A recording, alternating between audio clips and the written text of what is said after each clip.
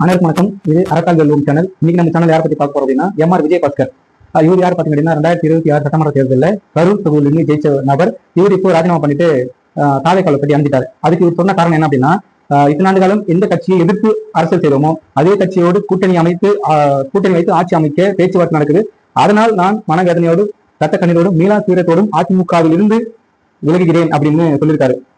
நான் நினைச்சேன் இவர் அதிமுக இருந்து விலகிட்டா அரசியல் வாழ்க்கைக்கு வரமாட்டார் போல, இல்ல அப்படின்னா தனியா அரசியல் கட்சி அமைக்கிறார் போல அப்படின்னு நான் நினைச்சேன். ஆனா இவரு தாவேக்கால பற்றி அணிச்சிட்டாரு. நான் இப்ப என்ன கேட்கறேன் அப்படின்னா, திமுகவும் அதிமுகவும் அப்படி கூட்டணி வைத்தால் என்ன தவறு? திமுகவில் இருந்து விலகி போனதுதான் அதிமுக, சரிங்களா? இப்போ ஆனா திமுகவும் அதிமுகவும் கூட்டணி அமைத்து ஆட்சி அமைக்க போறோம் அப்படின்ற எந்த ஒரு அதிகாரப்பூர்வ தகவலும் இல்லவே இல்லை.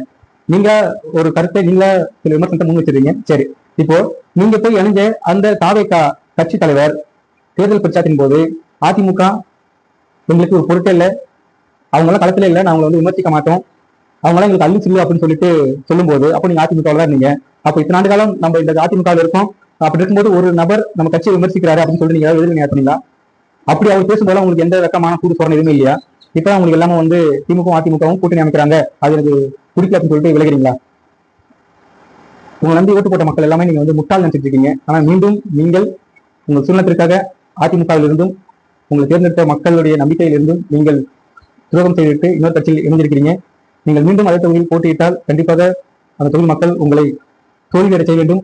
அதுதான் இந்த மக்கள் உங்களுக்கு புகட்டக்கூடிய படமாக இருக்கும். உங்களுக்கு மட்டுமல்ல, இன்னும் எந்தெந்த கட்சி எம்எல்ஏக்கள் இப்படி வேறு கட்சிக்கு தாவுகிறார்களோ அவர்களுக்கெல்லாம் இது ஒரு பாடமாக இருக்க வேண்டும். நன்றி, வணக்கம். இந்த வீடியோ பற்றின உங்களுடைய கருத்து என்னன்னு சொல்லிட்டு பதிவு பண்ணுங்க. நன்றி, வணக்கம்.